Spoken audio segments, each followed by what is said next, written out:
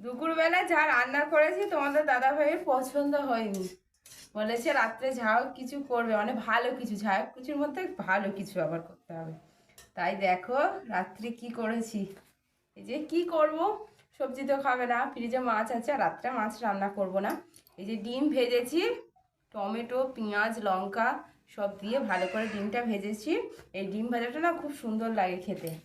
আর তার সাথে করেছি এই দেখো, এই দেখো, এটা আমার হাতটা খুলছে না, এই দেখো তেল রয়েছে না। আর এই দেখো গরম গরম পরোটা করেছি, একদম পুরো এই দেখো হাতে তোমাদের ধরে দেখাচ্ছি, এই দেখো একদম গরম রয়েছে তো, পুরো নরম, দেখছো হাতের মুঠোয় চলে আসছে।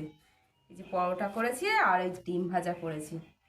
দুপুরে অল্প তরকারি আছে, তাই যদি খেতে চায় খাবে, আর যদি না খেতে চায় আর জোর করবো না। যাই হোক, আজকে আমাদের রাতের মেনু হচ্ছে এই, চলো খেয়ে নেওয়া যাক, খিদে পেয়েছে খুব জোর।